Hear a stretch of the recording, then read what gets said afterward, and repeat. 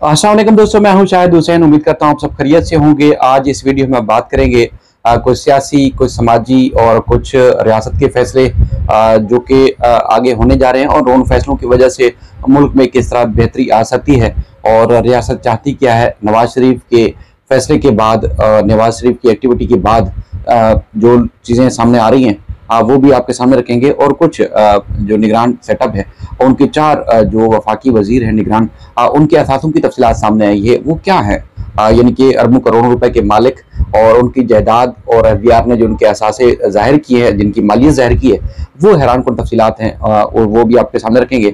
और उसके बाद फिर आपको पता है कि जिस तरह आम इंतखाबात होने, तो उसके बाद फिर नई जो इत्तेहाद सामने आ रहे हैं, नए तरीके से जो सियासी धड़ेबंदियाँ सामने आ रही हैं, तो उससे मेयर कराची की कुर्सी डामाडोल नजर आ रही है। क्या फैक्ट्स हैं वो भी आपके सामने रखेंगे। तो हम वीडियो शुरू करते हैं। मैं आपसे एक बार फिर गुजारिश करूंगा कि अगर अब तक मेरा यूट्यूब चैनल या फेसबुक पेज आपने लाइक या सब्सक्राइब नहीं किया तो ज़रूर कीजिएगा और अपनी राय का इजहार ज़रूर किया करें। वीडियो को लाइक ज़रूर किया करें ताकि जब आप लाइक करते हैं तो फिर दूसरे लोगों तक ये वीडियोस आसानी से पहुंच जाती हैं। हम सबसे पहले शुरू करते हैं कि देखें जी, रियासत का फैसला। रियासत का फैसला ये है कि जिन लोगों के ऊपर क्रॉस लगा दिया गया है, जिनको काट दिया गया है, या जिनको जो किसी भी तरह जो मुल्क के लिए या मुल्क के मफाद के लिए बेहतर नहीं है, अब उनको किसी भी तरह सियासी तौर पर या किसी भी तरह उनके नाम पर या उनको जो है वो किसी तरह इजाज़त नहीं दी जाएगी कि वो किसी न किसी तरीके से पार्टिसिपेट करें। मिसाल के तौर पर आपके सामने जो सूरत हाल है दो सियासी जमातों की, जिसमें रियासत ने समझा या रियासत समझती है कि जब उन्होंने हद से तजावुज़ किया तो अब उनके जो है वो मामलात या उनको अब आगे उस अंदाज से नहीं चलने दिया जाएगा जो आगे जाकर रियासत को नुकसान पहुंचाए या रियासत को जो नुकसान पहुंचाने की कोशिश कर रहे थे। तो इसलिए आपने देखा कि जो सूरत हाल बनी तहरीक इंसाफ की, वो आपके सामने है। तो उसके बाद फिर चूंकि इमरान खान साहब का जो मिजाज रहा है या जो लोग उससे परसेप्शन लेते थे कि वन मैन शो, तो उसके बाद फिर आपने मतलब जो नजर आ रहा है उसके बावजूद नवाज शरीफ ने जो माजी में कुछ बयान दिए, उसके बाद फिर यकसर उन्होंने अपनी सोच को तब्दील किया और अब वन मैन शो के बजाय जिस तरह रियासत का फैसला है कि तमाम सियासी जमातों जो रियासत के लिए, मुल्क के लिए, कौम के लिए, अवाम के लिए बेहतर हो जाए, अब वो तमाम को सब कुछ साथ लेके चलेंगे। तो इसलिए आपने देखा कि अब नवाज शरीफ भी वन मैन शो नहीं कर रहे, हालांकि जो तनकीद होती है उनके ऊपर बाप पार्टी के हवाले से भी, तो आपने देखा कि उसका असर भी उन्होंने नहीं लिया। खुद भी तनकीद करते रहे और उसके बाद फिर उनको भी पता है कि रद्द अमल क्या आ सकता है अवाम का, जब मरीम नवाज की तकरीर हैं बाप पार्टी के हवाले से या उनकी अपनी स्पीचेस हैं, उसके बावजूद सबसे पहले वो बलूचिस्तान में गए और बलूचिस्तान से जो वो लोग जिनकी वो कहते हैं कि कोई हरा ही नहीं सकता, उन लोगों के पास वो गए और उसके बाद फिर जो वो शामिल हो गए। और आपने ये भी देखा कि चूंकि मुख्तलिफ जो इलाके हैं वो बटे हुए हैं बिरादरी के ऊपर, जात कौम जात पात के ऊपर, तो उसके बाद फिर कुछ पीपल्स पार्टी में होंगे, कुछ जो वो नून लीग में होंगे और शायद कुछ मजहबी जमातों की और कुछ इसी तरह जो कौम परस्त जमातें हैं उनको सीटें मिलेंगी। लेकिन ये तय है कि अब अगली जो हुकूमत होगी वो मखलूत हुकूमत बनेगी, यानी कि सबको अपना अपना हिस्सा नजर आएगा। तो इसलिए नवाज शरीफ ने भी कोशिश ये नहीं की कि वो अकेले खड़े होकर कोशिश करें या अकेले खड़े होकर ये जाहिर करने की कोशिश करें ये देखिए जी मैं वोट को इज्जत दो या इस तरह के नारे के साथ खड़ा हो जाऊंगा तो उसके बाद फिर लोग मेरे साथ आ जाएंगे। लेकिन उनको नजर आ गया कि आगे होने वाला क्या है, तो इसलिए उन्होंने भी उसी तरह के फैसले किए। इसी तरह हम बात करें, अगर हम एमक्यूएम की बात करें तो एमक्यूएम के जो पुराने और देरीना साथी थे एमक्यूएम के नाम से बेशुमार, जो मुख्तलिफ वफाकी ओहदों पर रहे हैं, सूबाई ओहदों पर रहे, सेनेटर्स रहे हैं और उसके बाद फिर जो एक सियासत में बड़ा नाम रहा है वो अब किनारा कर गए हैं। क्योंकि आपको पता है कि जिस तरह मखलूत सेटअप बनना है तो उसके बाद फिर जिस तरह नून लीग के पास चल के एमक्यूएम गई और एमक्यूएम के पास नून लीग वाला है और उसके बाद फिर यहाँ अपने लोग छोड़ के दूसरी तरफ जा रहे हैं या उन्होंने खामोशी इख्तियार कर ली है, तो इसी तरह महाजरों के अलावा और बेशुमार कराची के ऐसे इलाके थे जहां महाजर वोट भी नहीं है, महाजरों की एंट्री भी शायद नहीं थी, वहां पर आपको एमक्यूएम के दफातर और एमक्यूएम की जो सियासी एक्टिविटी है वो नजर आ रही है। क्योंकि जिस तरह का उनका ये दावा है कि जो हम होमवर्क कर रहे हैं उससे ना सिर्फ बड़े पैमाने पर निश्चितें हासिल करेंगे, सीटें हासिल करेंगे, बल्कि एक बड़ी ताकत के साथ जो है एमक्यूएम के प्लेटफॉर्म से हम सूबे में भी और वफाक में भी अपनी जमात को कल्लूहा मनवाएंगे। तो इसलिए उनकी भी हैरान कौन जो है वो तौर पर एमक्यूएम के अंदर भी आपने तब्दीली देखी, अपने साथी छोड़ गए लेकिन नए लोग ऐसे शामिल हो रहे हैं जिससे भी ये नजर आ रहा है कि एमक्यूएम भी उस तरह मखलूत हुकूमत और रियासत की फैसले और पॉलिसी के साथ चलने के लिए तैयार है। तो इसलिए एमक्यूएम ने भी कोई कसर नहीं छोड़ी और पहल की, वो नून लीग के पास गया और लग रहा है कि वो भी इस सारे मामले को कबूल कर चुके हैं।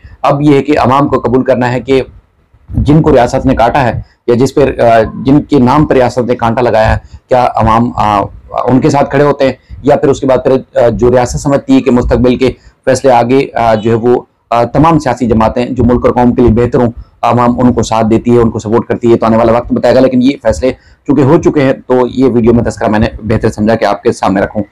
उसके बाद फिर जिस तरह मैं मेयरशिप का बता रहा था आपको, क्योंकि जो पीटीआई या नून लीग, जमीयत उलमा इस्लाम या टीएलपी की निश्चित से मिला के जैसे अगर 130 के लगभग बन रही थी और जमात इस्लामी से ज्यादा इन्होंने जिस तरह किया वो आप सबके सामने, तो उसके बाद फिर मुर्तज़ा वहाब साहब मेयर बने। लेकिन अब जब तकरीबन 25 से 30 सीटें निकल जाती हैं नए इत्तेहाद के बाद, क्योंकि नून लीग, जमीयत उलमा इस्लाम या एमक्यूम चूंकि उस तरह के मेयर के इत्तेहाद में शामिल नहीं है, लेकिन जो नई सियासी धड़ेबंदी हुई है तो उसमें एमक्यूम का जो किरदार रहेगा और है, तो उसकी वजह से अब देख रहे हैं कि जब ये 8 सीटें निकल जाएंगी नून लीग की जो कौंसिल मेंबर हैं वो, और उसके बाद फिर जमीयत उलमा इस्लाम टीएलपी, तो ऑटोमेटिकली जो अक्सरियत थी मेयर के हिसाब से वो खो जाएंगे और एक दो दिन में आपको तमाम मेन स्ट्रीम मीडिया पे खबर भी नजर आएगी।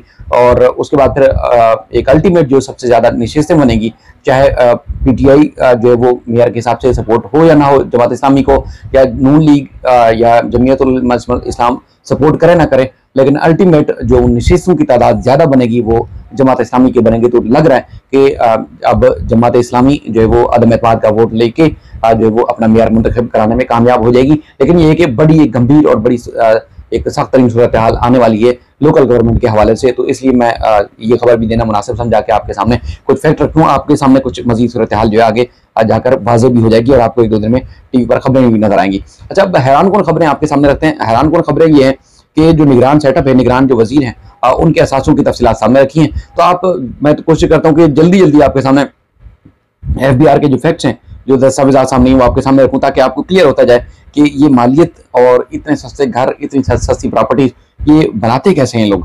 निगरान वजीर जो खजाना है शमशाद अख्तर, उनके असासों की तफसीलात है, जिसमें शमशाद अख्तर की डीएचए कराची में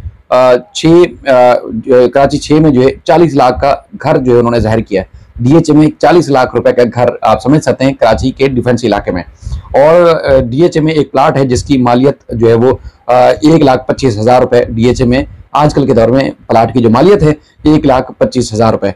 निगरान वजीर खजाना की जो एराजी है उनको जो है वो जो वालिद साहब ने गिफ्ट दी थी वो मिली है, और शमशाद अख्तर को 2 अरब 97 करोड़ बल्कि 79 करोड़ का नया पाकिस्तान जो सर्टिफिकेट था वो भी उन्होंने हासिल कर रखे हैं। और शमशाद अख्तर के पीएसओ में 3 लाख रुपए के से ज्यादा जो शेयर्स हैं, और उसके बाद नफा इनकम बैंक आरिफ हबीब से भी उन्होंने 9,47,000 की इन्वेस्टमेंट की है। शमशाद अख्तर ने जो टी बिल्स की मदद से 10 करोड़ 96 लाख रुपए जो वो जाहिर किए हैं। इसके अलावा TDR बैंक अल हबीब में इनके 2 करोड़ 41 लाख रुपए के असासे हैं। और उसके बाद फिर शमशाद अख्तर के सिर्फ 2 लाख रुपए की मालियत का इन्होंने सोना भी जाहिर किया दस्तावेजात के हिसाब से। और शमशाद अख्तर के पास जो है कैश जो इस वक्त मौजूद है 19,46,000 रुपए हैं, और उनके पास जो मुख्तलिफ बैंकों में पड़े हुए वो 39,24,000 रुपए मौजूद है। और उनकी जो फर्नीचर है घर में, उसकी फर्नीचर की मालियत 2 लाख रुपए बताई गई है। हम फिर आते हैं अनवर हक काकड़ साहब जो कि निगरान वजीर दाखिला है, निगरान वजीर आजम है। उनके जो असास हैं, उनकी जो मालियत है वो है 4 करोड़ 81,82,580 रुपए। अनवर हक काकड़ के साहब के पास जो जमीन है, ज़र जमीन, उसकी मालियत 80 लाख रुपए है। अनवर हक काकड़ के पास चागी में जो माइनिंग लिमिटेड है 50,000 रुपए के उनके पास शेयर हैं। और वजीर आजम के पास 10 तोले सोने की कीमत जो है, 10 तोले सोने की कीमत 80,000 रुपए बताई है। 10 तोले सोने की कीमत 80,000 रुपए, मैं बार बार रिपीट कर रहा हूँ, 10 तोले सोने की कीमत 80,000 रुपए उन्होंने जाहिर की। दस्तावेजात के मुताबिक 2 बैंकों में 2 करोड़ 20 लाख रुपए जो है वो मौजूद हैं। और निगरान वजीर आजम के जो घर का फर्नीचर है उसकी मालियत 4 लाख रुपए। अब आते हैं हम निगरान वजीर दाखिला सरफराज बुख्ती साहब के असासों की तफसीलात के हवाले से। वो कि ये मुख्तलिफ हमारे जो लोग हैं उन्होंने टीवी चैनल्स पर देखा होगा, लेकिन चूंकि टीवी में खबर चलती है निकल जाती है, तो मैं पूरी तफसील से आपको जो है वो फैक्ट्स रख रहा हूँ। एक और भी बड़ी शख्सियत है जो बड़े कानून और आइन के पाबंद हैं, उनकी भी जो मालियत है, दस्तावेजात हैं, वो भी सामने आई हैं।